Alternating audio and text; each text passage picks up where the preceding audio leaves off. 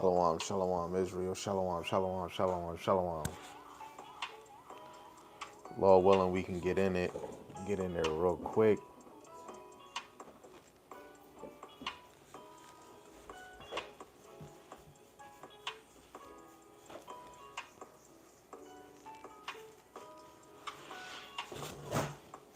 Hold on, Salaki, y'all.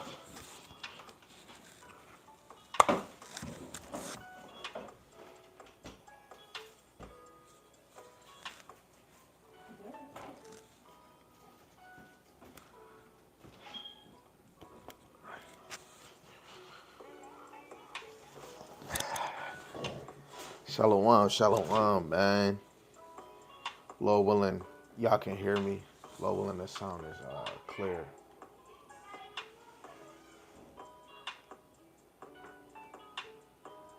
First and foremost, I want to give all praises and glory and honor to Yahweh, Ba'ashem Yahushai, Ba'ashem Rakakadash.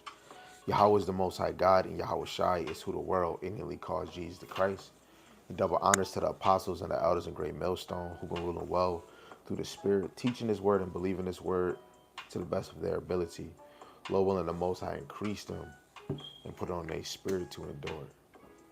Mighty Shalom to the hopeful elect scattered four corners of the earth, in and out of congregations, teaching His word and believing His word to the best of their ability. Lord willing, the Most High continue to put on their spirit to endure. Mighty Shalom, family. Lord willing, the Most High have mercy on the other brothers and sisters that's not in the faith, and for the wise and the single sisters that's believing His word. Shalom, shalom. This, Lord willing, is a short, quick lesson, straight to the point, because I know there's a lot of people in Israel that are mothers and fathers, or ones that's trying to be, one that's playing around and being, being a parent is one of the most important, most serious jobs on earth, outside of serving Yahweh Shema Shai, which is the most toughest job on the earth. But the title of this quick lesson is "It's Easy and Hard to Be a Parent." Now, I'm really meditating on like 3-4 verses, but of course, through the power of Yahweh Shema Shai, He gonna have a whole lot come out, because how my mind runs. But the first thing we want to do when it comes to being a parent, right? First and foremost, we have to know that a man and a woman have to lay, they gotta have sex in order to bring forth children, right? But we gotta deal with the order, because our children is gonna always watch the man and the mother. It don't matter how many wives or whatever you prefer, kids is always watching. So you gotta always establish order, because the Lord deals with order and decency. This is 1 Corinthians chapter 11, verse 3. But I would have you know that the head of every man is Hamashiach, and the head of the woman is the man, and the head of Hamashiach is the Most High God. So the Lord deals with order. None of us can step out or remove ourselves from that order. Now, that depends if we're in the curses. If we're in sin and wickedness, things will change. Like, women have more authority, right? But real women that's serving Yahweh Shem Al Shai, it don't matter how much money she bringing. It don't matter how much money she got in her pocket. It doesn't matter how this world or this government might make a woman feel high and mighty. A real woman that serves Yahweh Shem Al Shai is going to yield her role. She has no say so on what a man do or don't do, right? Serving the Lord or not serving the Lord.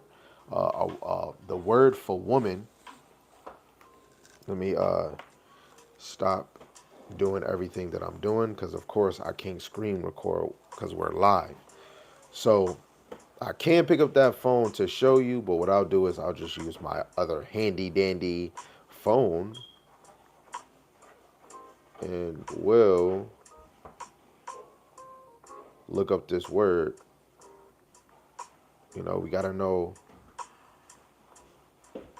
what words mean, right?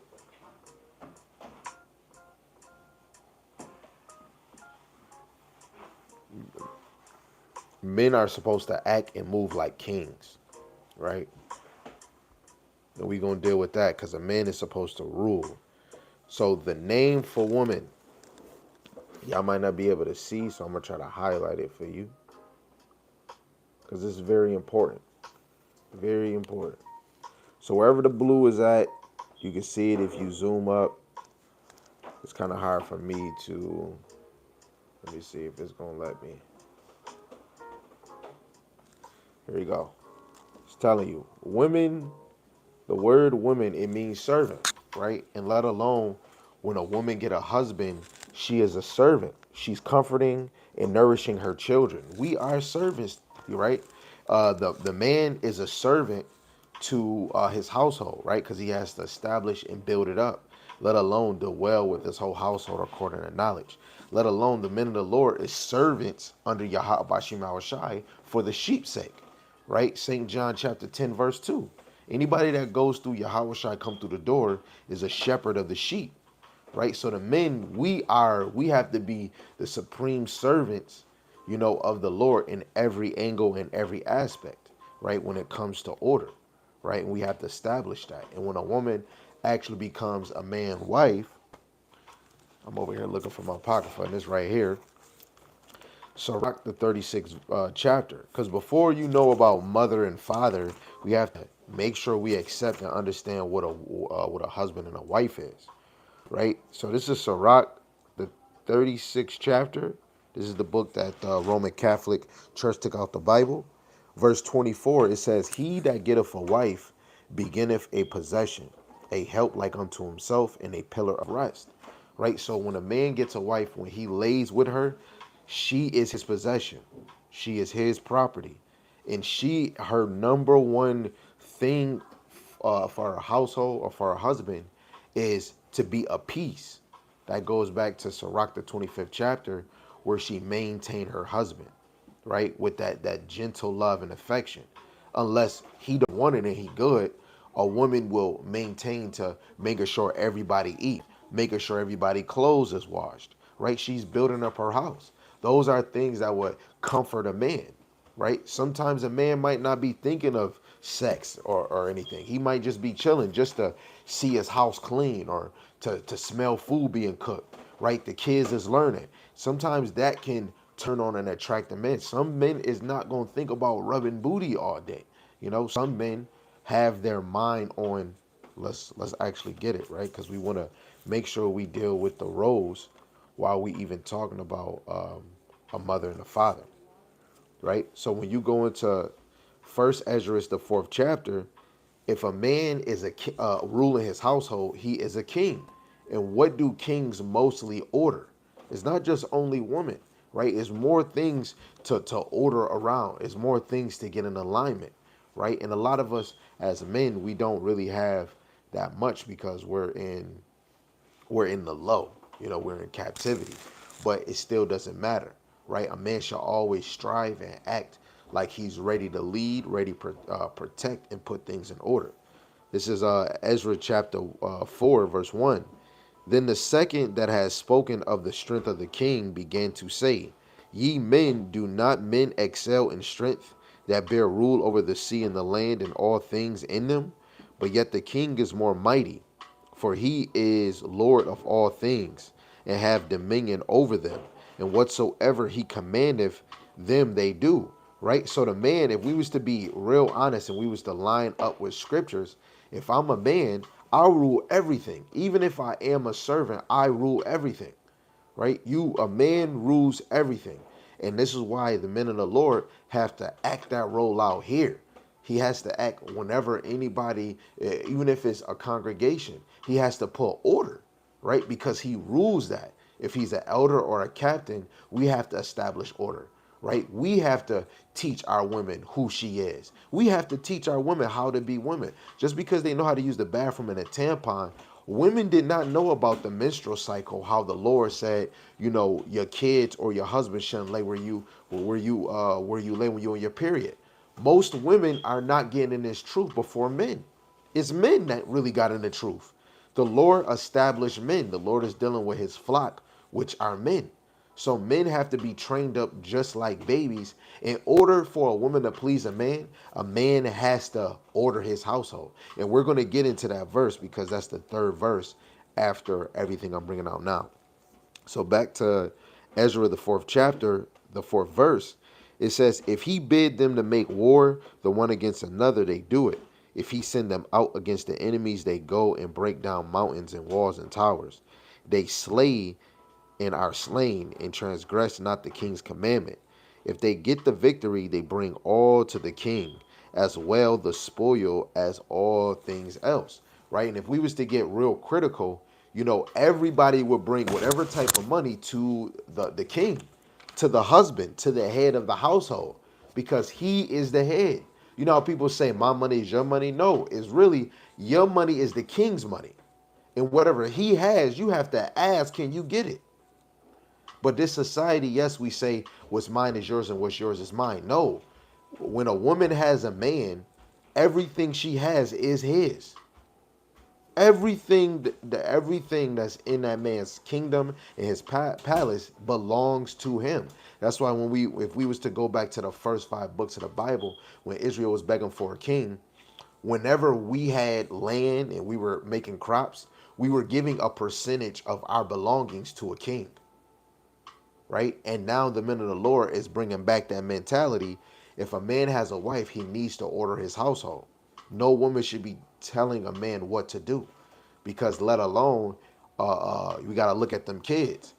Kids learn so quick, and then watch, your daughter's going to grow up trying to tell a man what he can and what he can't do, right? So this is why we have to examine ourselves.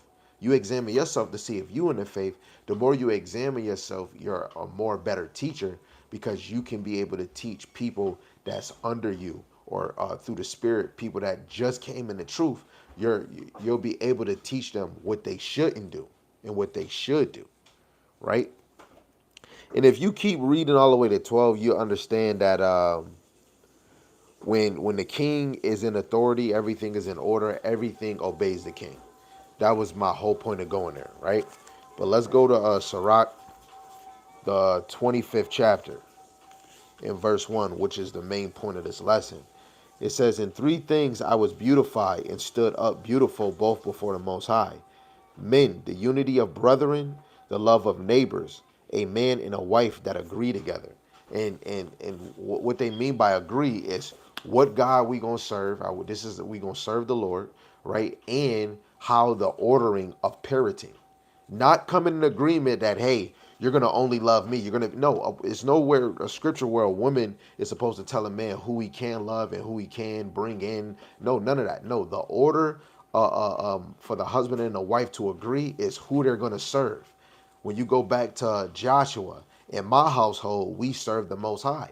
Your wife will have to yield to knowing that she is supposed to be under you. Like, when it comes to authority, she has to yield. She has to see that agreement. But before you go to Sirach, knowing that when a husband and a wife agree, we have to always trace back to, as men, 1 Peter chapter 3, verse 7. Likewise, ye husband, dwell with them according to knowledge, giving honor unto the wife as the weaker vessel. Automatically, without even saying it, when you go into scripture with your wife, you're giving honor, showing that she is the weaker vessel without showing her. Right? Your wife needs you in order to understand what prophecy is. Regardless if she watching Elder Tahar, Sabah, it doesn't matter who she watching. She's going to need you, right? Because she could be watching them and walking that way. But what if you not walking with that teacher, right? She has to be a reflection of you, not of another teacher. If she cleaves to it, hey, that's the Lord doing that. But she's still supposed to yield and be submissive towards her head. But guess what? It's amazing when a husband and a wife are following the same understanding. That's going to make it even easier. So say if your teacher's saying a lot of women are demons, a real wife that's following her husband and she's seeing that her husband is watching the same leaders, she's not going to take that in a way a worldly woman, but she's going to take accountability and be like, yes, we is demons, because I'm still a woman. I'm still a reflection of Eve. And Eve's name is in the word of deceive. When it comes to everything breaking loose, a woman will still, through the Spirit, will still choose their children before anybody, right? Because that's what a woman would normally do. But when food stamps cut out, most women through their mental, their emotions and feelings will change. right? You can't buy no food. How you gonna get food for your kids, let alone if they breastfed, if kids is in a diaper? Women are gonna be attacked faster than men. That's why Esau is gonna use the hour of temptation, and women are gonna fall before men. The in our nation, who is worse? Women, right? But Adam, if Adam don't order his house, and let his wife have freedom to do whatever, technically Israel or Adam and Eve fell because of Adam, the establishment of not putting our foot down. But it was really Eve.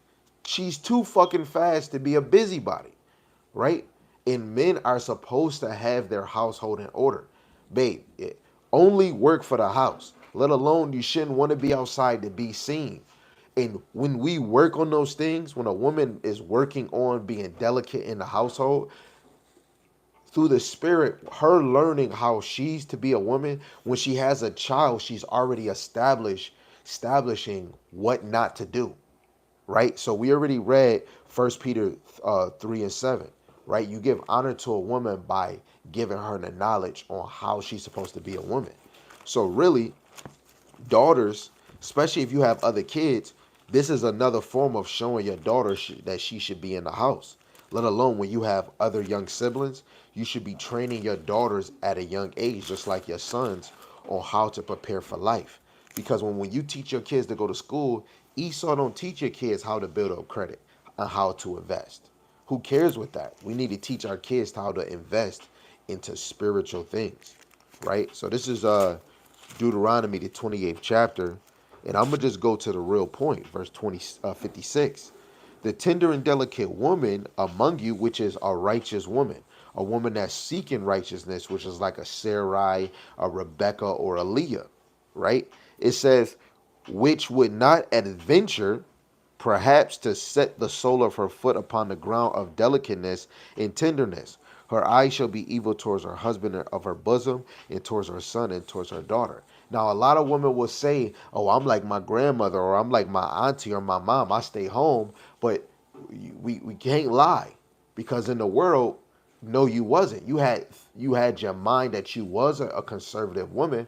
But if you got thought of recognition, you were in the club, you were not like your grandmother, right? And if your grandmother was ever in the club, she was never like this, you know, because it said that a tender and delicate woman is a virtuous woman, right? And she did not set her delicate self outside, right? So when we say, oh, I'm just like my grandmother, no, just you got to take accountability that, you know what, I'm fully not this verse. I'm fully not this verse. I still want to put my foot outside. You know, I still did this and I did do that, but I do have sometimes I'm in the house. This verse is talking about your mother and your foreign mothers really like being in the house, right? They didn't man, you know what? This is why we had servants, right? When we go into the book of Titus, right? We go into the book of Titus. Let me see. Titus chapter 2, verse 5. Let me start at 4. It says, that they may teach the young women to be sober, to love their husbands, and to love their children, to be discreet, chaste, keepers at home, good, obedient to their own husbands, that the word of the Most High be not blasphemed. This is part of being a parent. If you're not teaching your kids what thus saith the Lord, you are not a parent. I don't care how anybody feel. Hey, if you feel like you is, hey, clap, clap, bravo. But the Lord created parents. The Lord created parenting. He created how to raise children. So real women, if you not seeing every day you teaching your daughter how to love their husband and their children by going in the scriptures, you are not really teaching your kid, especially your daughters. This is an everyday thing. It's not on your time. Every day when you look outside and you see how women are raising their daughters, you should no woman in the truth and out the truth should never complain about what another woman doing. And if you look at yourself, every day is you teaching your daughter this shit. Is you putting on the TV videos of what other women in the world is doing and breaking out in the scriptures, because us as a nation, we're very we look at imagery. So you should be seeing your kids down playing imagery and then going in the verses. Sometimes we have to break our own self down and like, man, I'm not even good enough parent. And soon as you believe and take accountability, you're going to make actions to train up your kid. A parenting job is never done, especially for a woman. You are a weaker vessel. You're going to always be in the motion of parenting. A man, he's always in the motion of being a servant of the Lord. Every aspect a man is teaching and observing every day, every second. So a woman is supposed to teach young women. If you have daughters around, you have single women around you. So you should find a way to do some type of lesson, some type of scripture, some type of, hey, you see that? You see that video? This is what I be trying to show you. You know, you should be showing your daughters the bullshit that women do and be like, hey, do you think that you would do that? Right? Then it say to be discreet, right? Women, our wives should be more discreet, especially when it comes to your own shenanigans, right? You shouldn't be dabbling with telling everybody your business because somebody gonna tell you, give you a rude awakening, and then you probably deserve that, right? Let alone be discreet for whatever your husband do, because you shouldn't be running around saying what your husband doing, right? Let alone it says chase and keepers at home. How can you tell your daughter to be keepers at home and you couldn't even take the acknowledgement and say, hey, yo, babe, I used to go to the club. I used to go to the bar. I used to chill with my friends. I used to go over here. I used to smoke weed. I used to smoke cigs. I used to go here. I used to probably pop Molly. You should teach your kids the bullshit that you was doing and that we shouldn't be doing it. You see how the scriptures say I should be keepers at home? I used to have it in my mind that I was a keeper at home, but the infidelities that I was doing, I really wasn't a full dedicated mother staying at home. I really wasn't. I was trying to look for babysitters. I was trying to have a good time. You know, you want to show your kids the bad and the good so that they can understand the bad that they shouldn't do. That's what real parents do, right? Let's get this other one too, right? This is Proverbs chapter 22 verse 6, right? And it be a lot of people that will run their mouth thinking that they know something when they really don't. And the reason why I say that is because a lot of people do more talking and they never prove it with scriptures. The Lord is very austere. He's rough and harsh. It's not a simple way. You got to really be tough in this thing, right? Being a parent is not for the soft or the lazy, right? A real wife is going to always look at her kids. If your kids know how to use TV and all of that, then that means every day it should be a cycle of learning, right? Let alone just bringing out precept upon precept. If you're not showing your kids stories, especially if you have sons, ladies, you should be going to show your kids that it was boys being kings at 7, 8, 10, 14, maybe 16, 17. Let your son know that they can be capable of having certain knowledge at a certain age. Show your kids that life is not always about playing, right? Ecclesiastes chapter 3, sometimes it is a time to be serious. Just because a kid is a kid, right? Back then, why are kids being kings? Why are daughters giving up to be Baroth at a young age? Because the mentality of our kids was upwards. In America, you would give your kids a laptop before you sit down every morning just to read a scripture. Rethink on yourself. Soon as you got up, you got some food, you laugh and giggle. Did you even bring out just one scripture, not 5 or 10, one scripture that can really hit your kids? Not even doing it one day? Do you do it every day? You wake up, hey, what's the scripture that's on your mind? Hey, what's something that you think that you can improve on? Like, do you feel yourself ready for that motivation engine when you wake up? Right? Is you teaching something to your kids about life every day? Right? It could be the smallest thing, right? I could tell my kids when I walk in the house, my kids, especially my daughters, they got to get used to saying hi to me.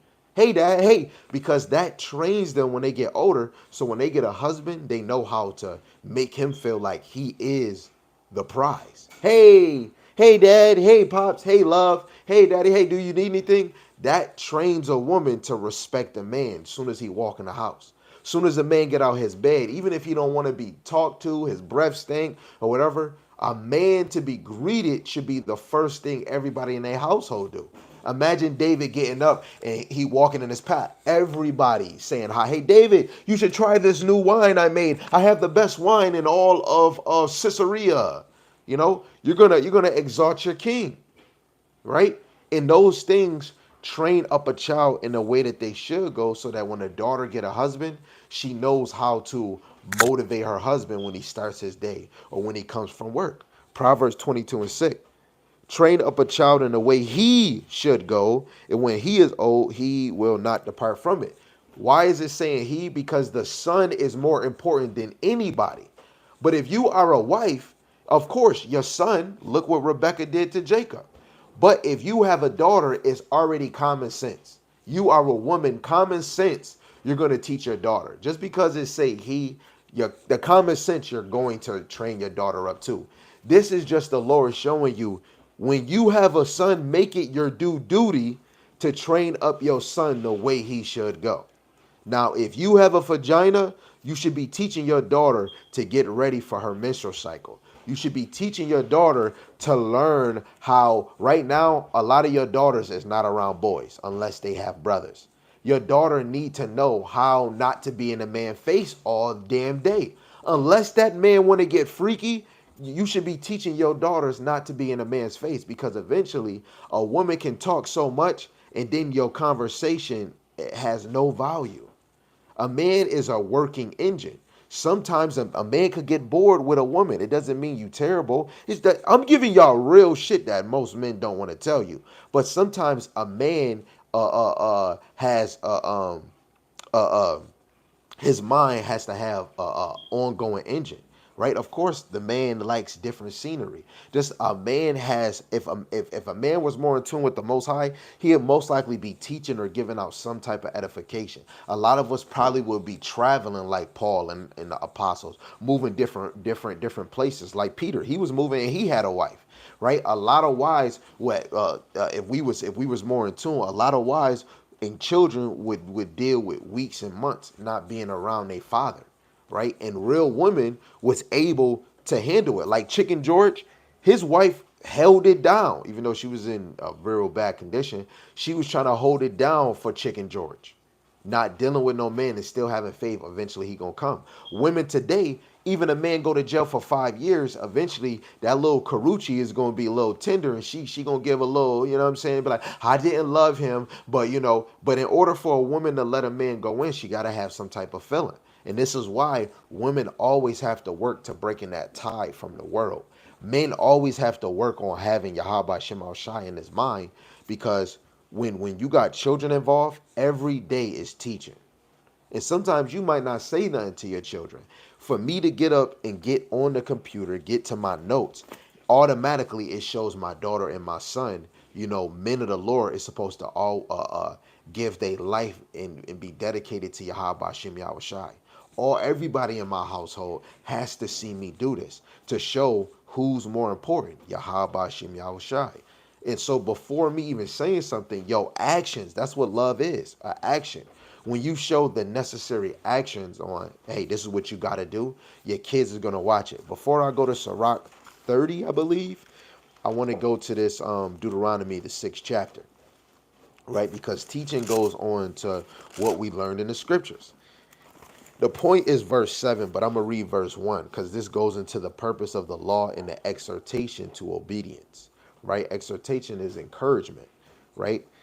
But chapter 6, verse 1.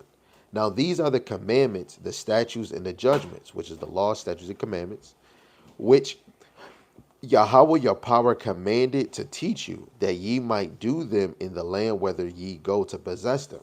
So now the Lord is teaching you through the men of the Lord his law, statutes, and commandments, how to be a husband, how to be a wife, and how to order your house through the men of the Lord, right? And this goes with the video Sam is doing, right? Let me see if I can look up. It's a video Sam did 4 hours ago. It's called "He Who Seeks Will Find."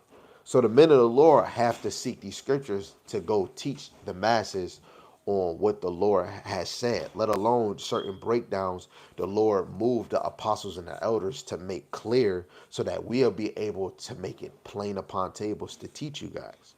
right? Verse 2, it says that thou mightest fear Yahweh thy power to keep all his statutes and his commandments, which I command thee, thou and thy son and thy son's sons, all the days of thy life, that thy days may be prolonged. You see, sons didn't say nothing about daughters because raising men is more important than anything, right? That's why men have to put their hand to the plow, right? Because without men, the kingdom won't get built. Verse 3, now therefore, O Israel, observe to do it, that it may be well with thee, that ye may increase mightily, as Yahweh power of thy father have promised thee, in the land that floweth with milk and honey. Hear, O Israel, Yahweh our power is one Lord. And thou shalt love Yahweh thy power with all thy heart, which is your mind, and with all thy soul, the inner you, and with all thy might. Right? And these words which I command thee this day shall be in thy heart, in your mind, all the days of your life.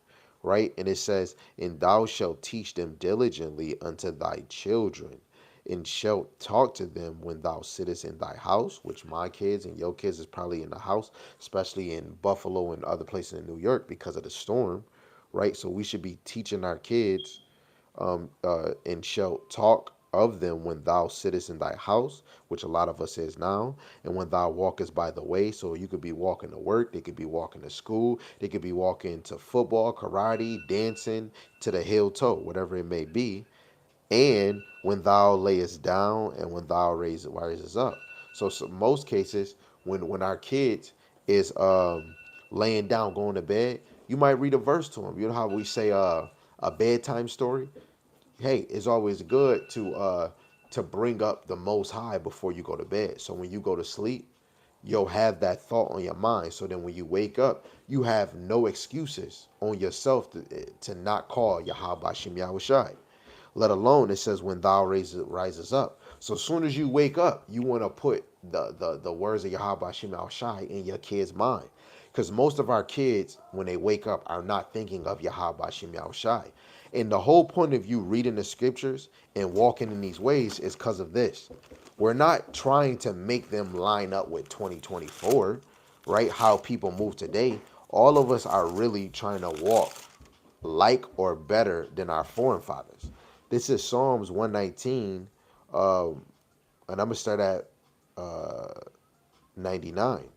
It says, I have more understanding than all my teachers, right? For thy testimonies are my meditation, right? And the teachers is really our forefathers of old. Now we can fully see them in intuition because 2024. Our forefathers was talking about arrows destroying places, but we see them now as missiles. Let alone our teachers is the Apostle Elder Tahar, Apostle Gabar, Rimlob, the Elder Amawan Gabar, the Elder in South Carolina, and so on and so on. If I didn't say your name, right? Those as our teachers. Let alone even if you was cleaving to an affiliate of Great Millstone, right? And whoever else is the hopeful elect that's actually teaching the truth, being sincere and honest about this work, right? You're gonna understand you're gonna understand more than them, right? But maybe it might not even be more. You coming in this thing, you might have that beginning fire the same way all of us have, right? And knowing how this unicorn is, a lot of us are going to be able to learn in a faster pace and more quality than all our elders. Because even if we was to talk about Elder Tahar and King Masha in their time, they didn't have a YouTube. They couldn't go on a Google engine, right? I mean, they probably could, or AOL or Yahoo, but back then camera was different. The internet was different.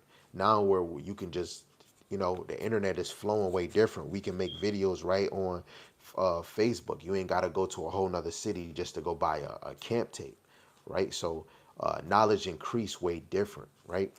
Verse 100, it says, I understand more than the ancients because I keep thy precepts. So we in 2024, we're going to know more than the ancients because, especially when we talk about the mark of the beast, which Elder Tahar made it very plain upon tables, is physical, especially if you understand words. And this is why when you read Isaiah, the 28th chapter, and you read it in probably the NLT or the GNT, it tells you law, like I would say precept upon precept, they say law upon law, word upon word, right? Or letter upon letter. And how Elder Tahar and apostles, because it does make sense, especially going into an English form, sometimes you have to go back to the Hebrew, and sometimes you have to get the etymology of words, right? So we're going to understand more than the ancients, right? And that's just all because of the Lord. He made knowledge increase. And since knowledge increase for the men, we have to get in these scriptures in order to put our household in order, right? If a man do not seek the Lord and be dedicated to this thing, which is very vital for his household. Sirach chapter 27, verse 3, unless a man hold himself diligently in the fear of Yahweh by Shemal Shai, his house shall soon be overthrown. So a man has to be dedicated to Yahweh in order to have his household in order. I would never know the role of a man, a woman, and children if I didn't put my face in the scriptures. I would just know, just like they said in Matilda, I'm older than you, you're younger than me, I'm smarter than you, so on and so on, right? But it's way deeper than that, right? To even be a parent, we got to be thankful to even that the Lord chose us to have parents. Look what he did. Look what the Lord did to Hannah in First Samuel, right? She couldn't even have kids. Then you got other people where the Lord closed that person's womb, right? A parent means be or act as a parent, or a parent means bring up, be a parent of, look after, take care of, rear, or raise, right? And the Lord said, train up a child. When you go into that train up, you're raising a child. You're taking care of a child in the way that they should go and they won't depart. So if you're raising up a child or taking care of a child or looking after a child in the way that you think they want to be raised, you're not gonna have no fucking luck. You're supposed to be raising them children in the oracles of Yahweh Shem Yahweh Shai. Everything we go in these scriptures is his oracles, right? If the Lord is telling us to be planted like a tree near a river, that's how you should be planting your children, letting them know who Yahweh Shem Yahweh Shai is, right? We have to let the order know, right? Let's uh let's get this one too. I believe it's Sirach, the 30th chapter.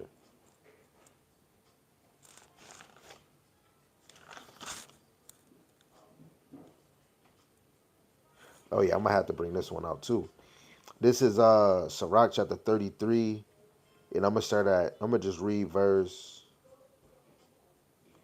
I'm gonna start at verse 3. It says, a man of understanding trusteth in the law, and the law is faithful unto him as an oracle, right? And the real men of the Lord don't just hold themselves on the law, because right now the ministry is about Hamashiach Yahushua. It's about that faith and it's about prophecies, right?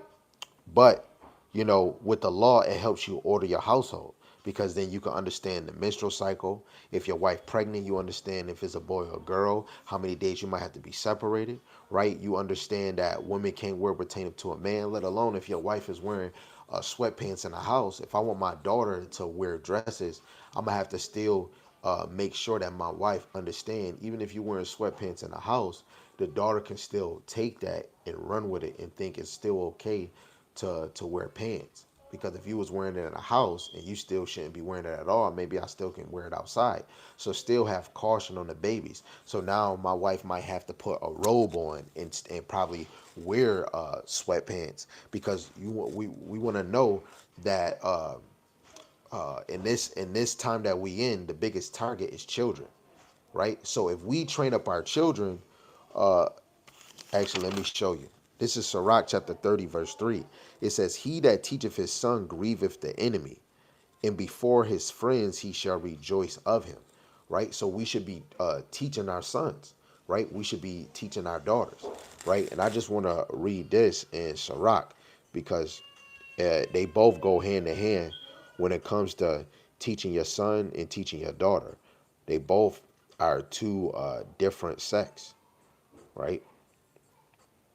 So, well, with sons, the reason why you grieve the enemy is because your son can take your place and he can actually start teaching, right? But then, um, With daughters is a whole different game. Like a daughter, especially in men of the Lord, a daughter will will hurt a dad way worse than a son will. Now, a son not serving Yahweh Shema Shai, that's gonna hurt you too. That's gonna hurt a father even more too, because the son takes the seed. But you got to think your daughter is so precious. That's your little princess. But I'm gonna just read this just to show you the Lord don't play on both sides. And the mother and the father has to know, if we move in an order in Sirach 25:1, a husband and a father the Lord loves, that we agree, it goes on the parenting, it goes on the order. So if a wife already yield and agree that the man is the head, then we already passed the first verse of Sirach 25:1. The man is the head. So if a man is really studious, like Sam said, uh, he who seeks will find. So if a man, a real man of the Lord, is seeking the understanding on the prophecies, the dark saying, the parables, let alone how to be a man, how to be a woman, how to be a wife, and how to be a husband, if he's studying these things, he's supposed to be teaching those things. It's just like the Ezekiel chapter 3, right? The Lord is using the watchman to go warn the flock, right? And your warning is everything in these scriptures. Everything that you teach is a warning, right? To get us in order or have us prepared. This is Sirach chapter 26 in the GNT, the Good News Translation, just to hit y'all, starting at verse 10. It says, if your daughter is determined to have her own way, if your daughter like, oh, I want to go to college in Texas or Houston or Ohio, make sure you listening the way your daughter speak. This is another reason why I say when you go into Sirach 26:14, where it says a loving and silent woman is a gift. This is why, because a woman can run her mouth a little too long and she might say something, right? Not even if it's a sin, but say something that's not wise or something that's not smart or just something like what, you know? But it says if you if your daughter is determined to have her own way, keep a close watch on her. If you don't, she'll take advantage of any chance she gets. And I had situations where one of my daughter where she probably did something, but now you got to think I got all daughters, let alone I have women too. So just because I might not even say I say something what I don't like and this is how I want it, just know whatever they doing, as me as a man, if the scriptures say what it is, I can't trust you can't trust the flesh at all, let alone you trust the spirit. But I have faith in no man and no woman. I have faith in the Most High. I'm as a man, if I'm a man and I say I'm a king, I'm supposed to be observing with both of my wives and my kids, let alone what any woman is doing. If I desire another woman, I have to observe what she doing. And I have to point out, yo, this is what I don't like, right? And that's why, you want to keep a close watch on your daughter. If you don't, she'll take advantage of any chance she gets. If she is too self-willed, which if she too self-willed, Sirach 26:25, she'll be considered a bitch, right? Be on guard and don't be surprised if she disappoints you, right? So brothers, our daughters is going to disappoint us.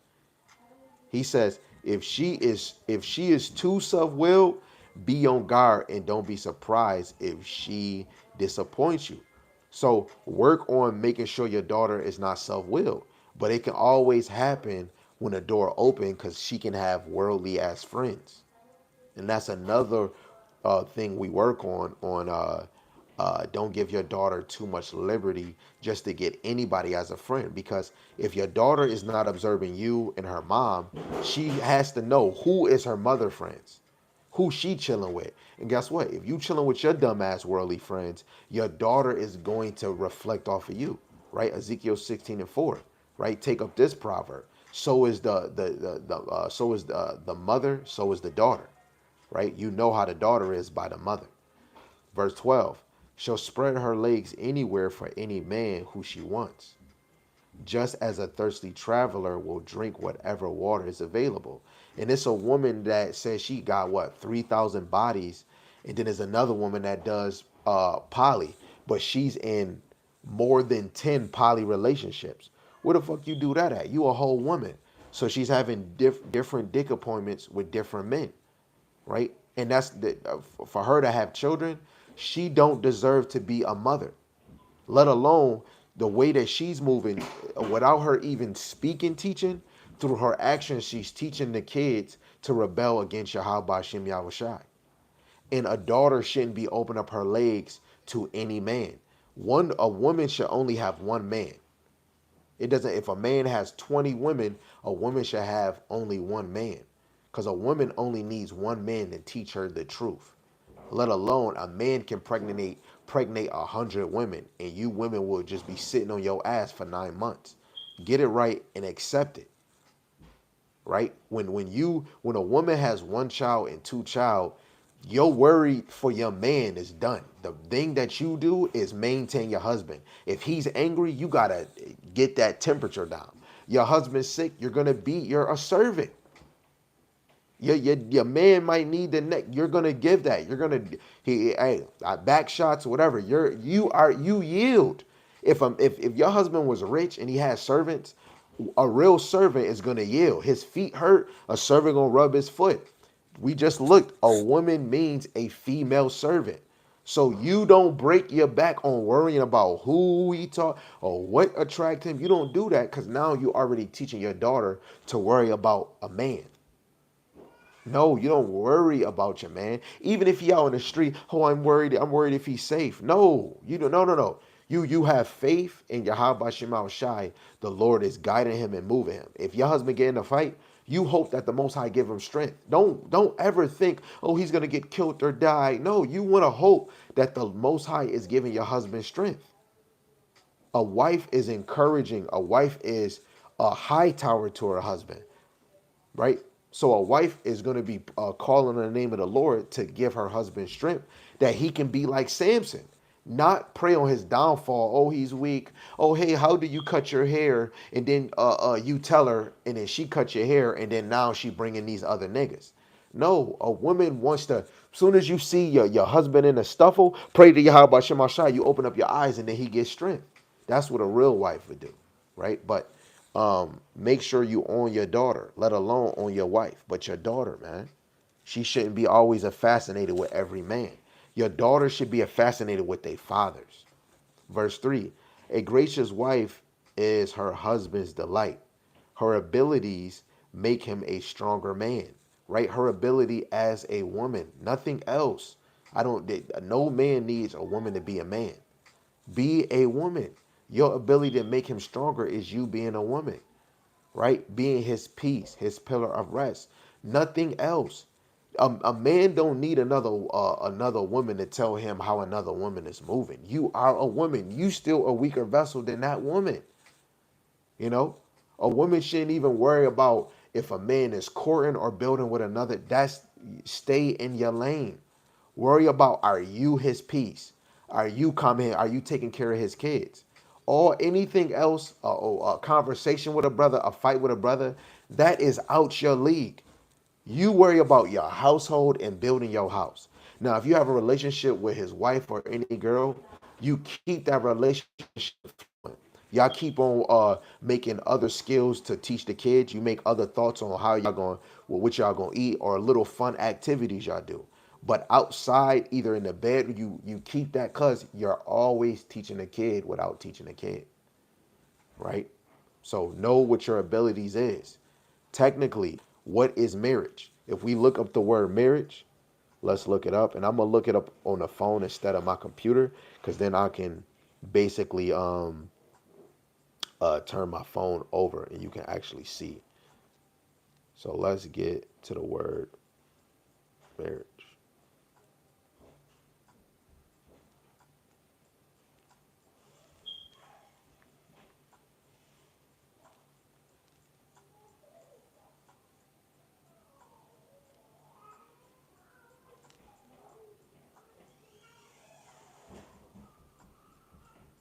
What the heck, man?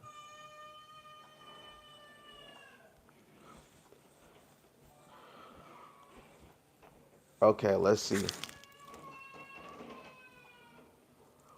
Okay, so I'm gonna just read it, but I'm gonna just show you a picture that you can see that I'm getting the homology for the word marriage. You can see it. Y'all can see it. Marriage, right? So this is what it says. It says actions of entering into wedlock, state or condition of being husband or wife, a union of a man and wife of life by marriage. Uh, that's basically it. It's a union.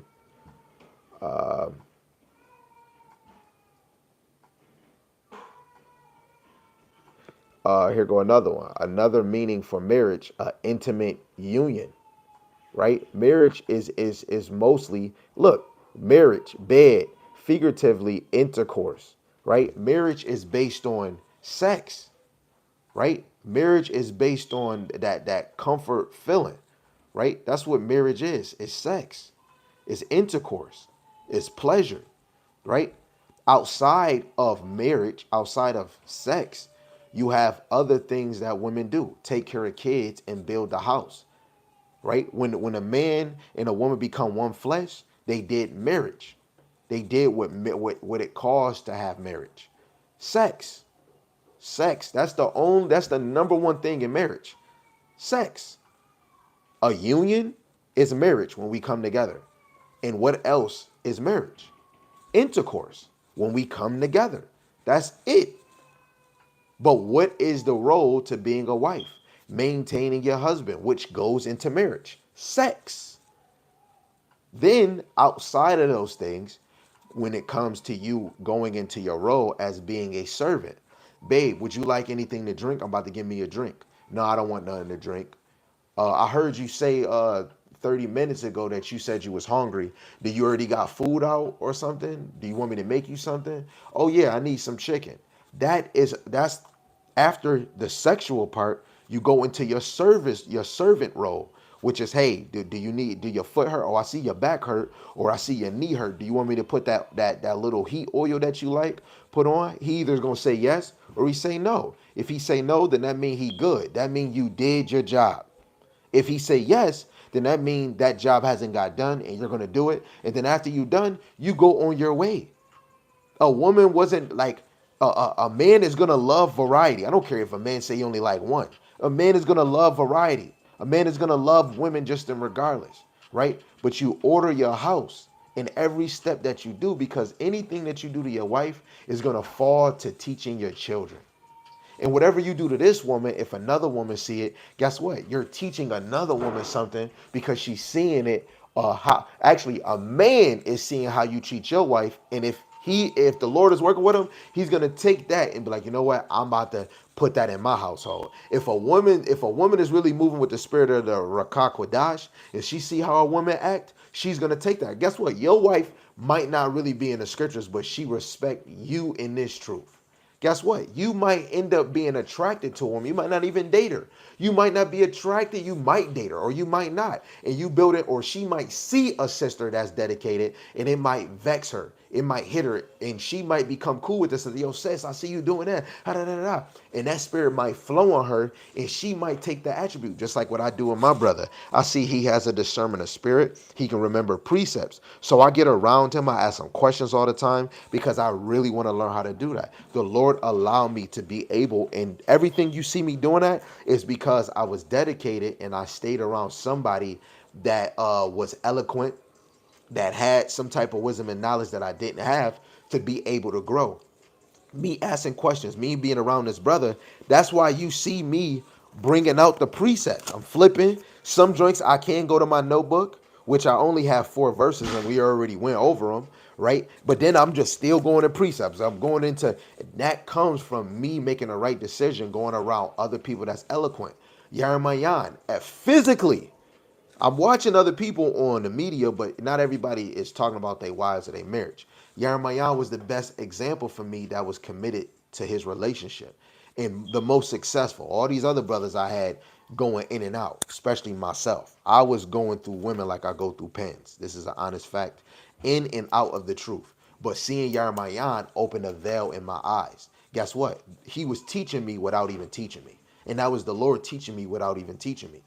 You know, you got to look at the real teachers to see what they going through, a certain way how they overcame that. And I seen what he did. He said, man, I dwell with my wife according to knowledge. This is how I did it. And you like, dang, man, I want to be like you. You know what? You can be like me. Apply yourself. And then that Sirach 27:3, I bring that out because of my brother Yarmayan. Years ago when I first came, he brought that scripture out. And that shit right there hit me. This is when I had one wife in the beginning. I would really say I didn't have a wife because I wasn't even established, right? When a man really serves the Lord, when he's really serving the Lord, when you are actually walking it, it's different when you teaching somebody and you ain't even doing it. I was one of them. I'm telling people to do this and I'm not even doing it.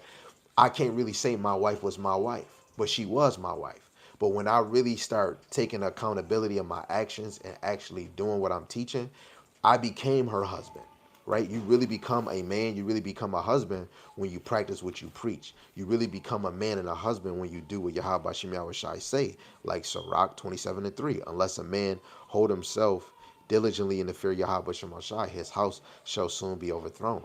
My house wasn't in order because I did not fear the Lord. I did not fear the Lord. I didn't. I'm gonna be honest. I could tell by my actions because I wasn't reading, I wasn't doubling up. When camp came, I hurry up, open my Bible, and try to remember 10 or 20 precepts, and then go to camp and make it seem like all week I was in there and people like you on fire. I was faking the funk like Ludacris. And me being a parent, you can't do that because I gotta think, what if TJ get older and he takes off of what I did? We can't be lazy in this thing, just like the title says, right? Being a parent is not for the weak and it's not for the fucking lazy, right? Um, Titus chapter 2, verse 27. Titus chapter 2, verse 7. It says, in all things show thyself a pattern of good works, in doctrine showing uncorruptedness, gravity, and sincerity. Right? So you gotta be sincere when you're in marriage, right? The women gotta be sincere when she pleasing her man. You gotta make him all them times you might feel like you ain't doing good. In that bedroom, that's the best moment where you can really do your thing. Right? That's the moment where all when the world is on shutdown and all those knowing that you might be a lesser vessel, you not good enough, that's that time where you just yield yourself to complete submissiveness.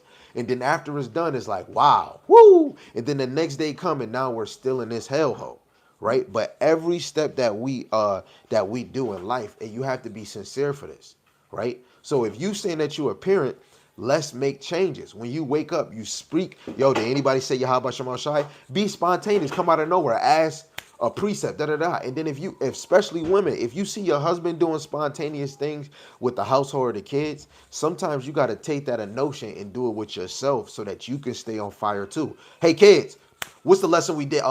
This lesson we did. I'm gonna tell you the title. How about da? Can you tell me a verse, or do you remember this? Do you remember anything we brought up? Right there and then you put in that spirit, you getting that motivation, you getting that excitement, and let alone that shows you that you are almost a reflection of your husband. Right? Sometimes we walk, we wear something, we might say something and be like, you know what, I'm just like you. And that put a smile on us. But what's even more, what makes you feel connected to your family, make you feel connected to the Lord, is when you do spiritual things, right? I want to be more connected to my family with spiritual things. That physical shit, that happen after you have sex with anybody, it's over after whenever it's over. Then after that, you hit back into reality. Some men don't even want to be touched. Some men, yo, get away from me. Some men, you know what, let me go to sleep. Some men, you know what, I feel motivated, I'm energy, or it's just laid back. Everybody is different after that motion. You got to know when you are woke up with the world, you just flowing with the world, you know? And this is where we get to analyze what's going on in society, right? So the whole point, in all things show thyself a pattern of good works. So as a husband and a wife, continue to show good work. Now, if you taking a break, you're taking a break, right? From whatever duty that it may be. But always have your spirit somewhere. You could be watching a TV show and you might see something that could be spiritual. Make sure that let your spirit know that you still trying to analyze spiritual things, right? Lord willing, I don't go over your head. Um, Proverbs 29:15. The rod and reproof give wisdom. The rod is that whooping, right? Me and you, we could be rebuking our kids, which is that reproof. We gotta always give wisdom.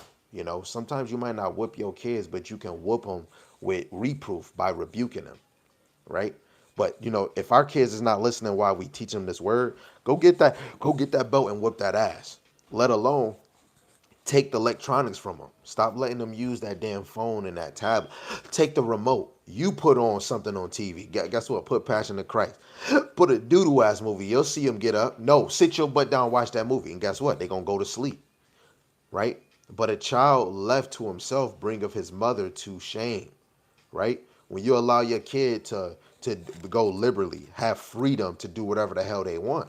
What kind of parent is you that you allow your kid to do whatever they want, but let alone you having your kid just to go do trouble? Then you're held accountable. Is you gonna whoop their ass? And then a lot of us do shit and allow our kids to do whatever, and then we want to yell at them. Mother sucker, you allowed them to do it. So maybe you should get a whooping too, right? Let me see what this is. Yeah, this is another one. This goes back to what we brought out, Jeremiah chapter 6, verse 7. And I'm gonna try to read it in another translation. Let's try to get smacked with it, right? No, since I already read in the KJV, I'm gonna read it in the GNT, right? So I'm gonna read verse 6 to 9. This is Deuteronomy chapter 6, starting at verse 6 in the GNT. Never forget these commands that I am giving you today. Teach them to your children. Repeat them when you are at home. He said, repeat them. And when you are away, and when you are resting, and when you are working. So that shows that this ministry is nonstop because he's telling us, teach them to your children. Repeat them when you are at home, when you are away, and when you are resting, and when you are working. Tie them on your arms. Wear them on your foreheads as a reminder. Write them on your doorposts of your houses and on your gates. Now, this is a physical thing that they was doing. Now, you did have some brothers, I forgot what they call where they had the little box and they had on their forehead. But if we was to look at it in the spiritual, have these laws in your head. So that say if you watch a movie or you doing something, that's the whole point of what I recently just said. This helps any woman or any man let you know if you are in the spirit when you could be watching a movie or a TV show and you just see something little and you like, you know what, I'm thinking of this scripture. And then you go read it and stuff. If you ever think of scriptures, you think of a prophecy when you're watching a movie, some spirit has to be around you. Because no normal person, even pastor, like you not thinking of it in this type of way. You see a movie and they talking about everybody has to go get this. And the movie's not talking about the mark of the beast, but you could see that they're showing some shit in it and you like, yo, the mark of the beast. That it has to be a spirit on you because prophecy is the spirit of Yahweh Shai, right? You want to always have your mind in the notion of the Lord. That's why he says, write them on your arms and wear them on your forehead. You know how some people say my heart is on a sleeve? That's not technically, right? But really, a lot of us wear our hearts on our arm. But if we was to know what a heart is really your brain, right? But really, these scriptures should be a tattoo on your body, just like you wearing them as fringes, through the spirit. Like, soon as you come into knowledge and you know what these is, regardless, you could physically wear them. But you should have these in your spirit and your mental law all day. So when you go into a restaurant and you seeing some meat that don't look like, regular, chicken or some type of meat that you eat, you should always be asking the question, is this real? Is this legit? Because look, I can't eat pork. Closed mouth don't get fed, right? Let's get another one. Let's go to Proverbs, the 29th chapter, verse 17. It says, correct thy son, and he shall give thee rest. Yea, he shall give delight unto thy soul. Right? And guess what? Your son might go back into it a week from now, a day, a month. But every time your kid do the little or the greatest things, this didn't say correct your child for the greatest or littlest things. No, it's just plain. Anything your kids do, correct them. No woman, no man. I mean, a man can say whatever he want, right? But nobody should ever get in the way of correction, because then it goes in the scriptures of respect of persons. Every day you wake up, you get to see the Lord whooping our ass. We're in captivity. We're with a wicked nation. Look at Eve. Go look at Jake. We are getting our ass whooped. You can have a stomach ache and you boo boo and that joint's still there. You can have the worst pain in your head and it could be in the back of your head. That Yahweh Shem Shai is the one, man. Yahweh Shem Shai. So anything we get hit with and going through, Yahweh Shem Shai did it to get you right. So you got to believe if our kids do the littlest thing that's either inappropriate, unrighteous, disobedient, or clumsy when they could have just been careful, speak on it or whoop them. You could whoop them if it's out of line to you. If they could have used common sense, if they could have took their time, you can pop them. If you was when you was a little kid and you was at the store and all you just said, "Mom, can I get this candy?" and she pinched you on the shoulder, what the hell? What did I do? But she did that because she already said before she got in, look, don't ask me for nothing. The kid just only asked, can I get a sucker? And she pinched him. Because I just told you when we get in here, don't ask me for nothing. Then I pinched you. Boom. Then we go somewhere. Mom, can I get this? Now you ask me for something. Now I'm going to pinch you again. That's the littlest matter. But guess what that pinch did? Later on in that store, we didn't ask our mothers for shit. I know when I got pinched, I did. Man, you ain't about to keep pinching me. Proverbs 23:13. Withhold not correction from the child. For if thou beatest him with the rod, he shall not die. Hey, baby, you ain't gonna die. I'm gonna whoop that ass. You ain't gonna die. But make sure even when you whooping your kids, you explaining what they did. And this lets you know if you really love your kids. You whooping them and you explaining what they did, and then you go into scriptures.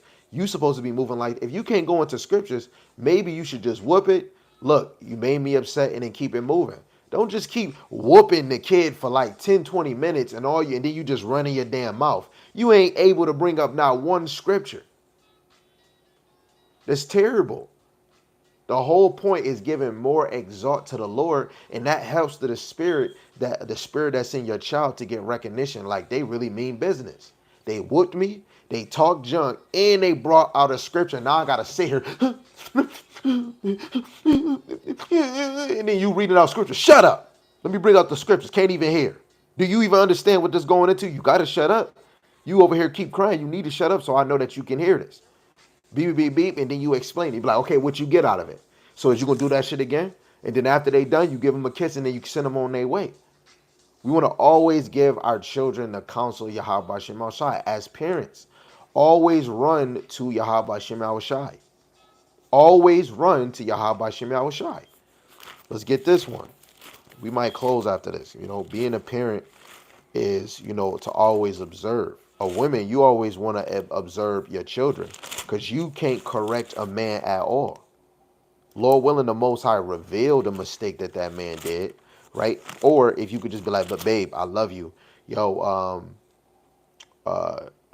babe, I love you. You could do whatever you could do whatever you want to do. But I just wanted to bring this to your attention. You said this, but you did this. But then in some cases, a shamefaced woman would still feel like she's telling this man what he did, what he should be observing. Right? Real men of the Lord should be observing themselves, right? So that they can check themselves before they wreck themselves, just like Jeremiah said. Let alone the Lord is going to have a man correct a man. That's always natural, right? But women, you always want to examine yourself because you are the weaker vessel. As a man, you are the head of everything. You better examine yourself because you are the first to be penalized for the nation before anybody. Always examine. And you heard how I said this. As a man underneath Yahweh Shema Shai, you must. It's important. It's mandatory. Just like how David get mandated, it's mandatory you check yourself. Now for women, because you are the weaker vessel, always check yourself. Always examine yourself. You are the weaker vessel. You would never be greater than a man. You would never. Let alone you can never outdo another woman. You can never.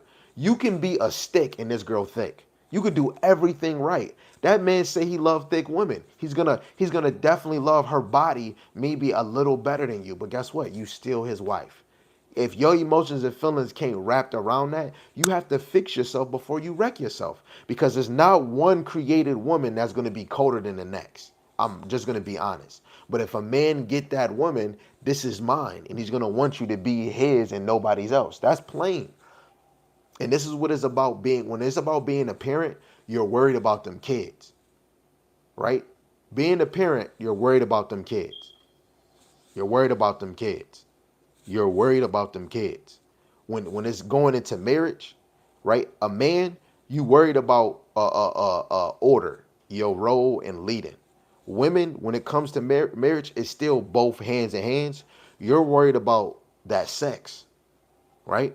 You're gonna make sure that you are how you say you are submissive, and it might be leapholes on how you is in that room. You should be more submissive than the word submissive in that room. That's the best moment you have to really yield to a man. You know what I'm saying? So in those moments, that's what marriage is. That marriage do not assist. Let's take long walks on the beach. I'm not seeing that in the law. We just add that as humans, right? But we want to make sure that we're more spiritual in playing our role because we want to teach our kids what's more important. Serving and following Yahweh by Shem Yahushai, playing your role so that the world can see that you're not of the world, right? So let's just get this and then we'll just close out. This is Hebrews, the 12th chapter, starting at verse 7. I'll start at 5. It says, and ye have forgotten the exhortation, basically the encouragement, which speaketh unto you as unto my children.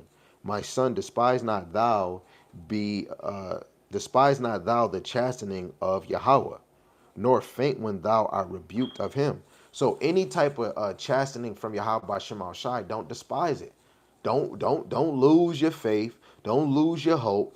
If your butt hurt, if your knee hurt, right? It's always, yo, man, Yahweh Shema Shai, you did it. And go through the pain. And even though it's so agony, always have it in your mind, Yahweh, he did it, he did it, he did it. This man knew he was dying. This kid right here was alive and got his tongue cut out. And we complain, sometimes we got to bear anything, and it do be hurting. Sometimes it could be a mental hurt. We got to take it. You got to take that in. You got to take that rebuke, take that correction, take that criticizement, right?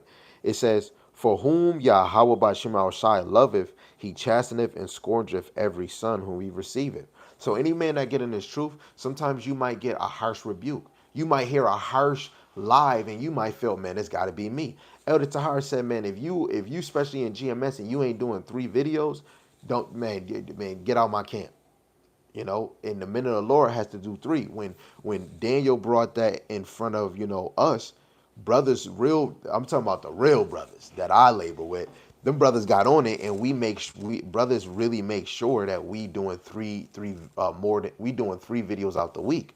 But the spirit be having us do more than that. Like it's 7 days out the week. Sometimes brothers is doing 10, 12, 7, maybe even more than that, let alone watching what Elder Tahar is doing. Right? So, you sometimes a rebuke can hit you and make you change quick, right? Verse 6, it says, for whom Yahweh Shemashah he loveth, he chasteneth and scourgeth every son whom he received, which I was just explaining. It says, if ye endure chastening, the Most High dealeth with you as with sons. For what son is he whom the Father chasteneth not? Right? And that should let you know if you is getting hit that you might be a relative towards Hamashiach Yahushai, because it just said the Father chastised you. So how much more is you to Yahushai? And we understand if the Lord is chastising you, then you must be doing his will. Mark 3:35, whoever do the will of my Father is my brother, mother, and sister.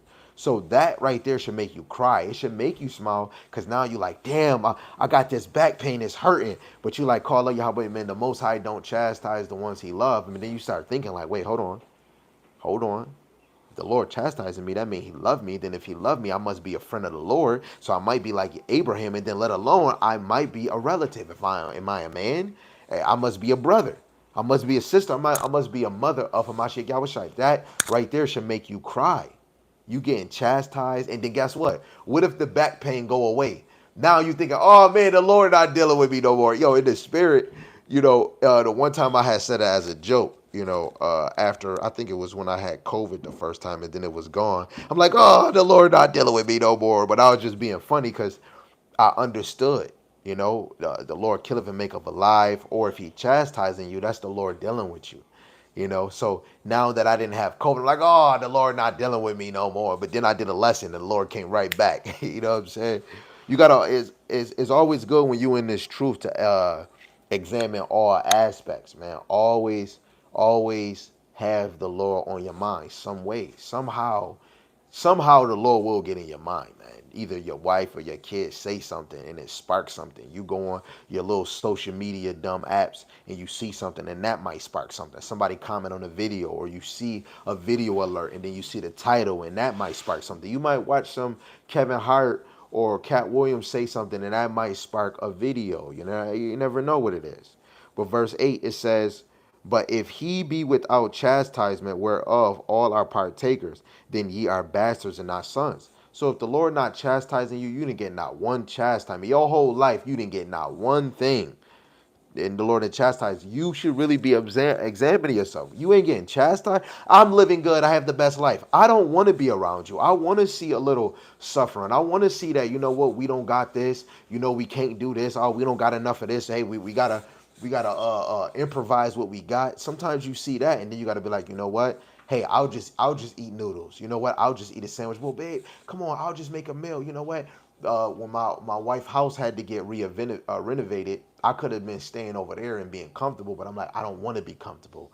I want to stay in this house where it's getting remodeled. Why would you do that? The air is bad. Well, look, we're already in a bad situation. We're in captivity, and since I'm a man, I want to put myself in a bad situation, because if we was never in a bad situation, when that day come, we gonna be complaining.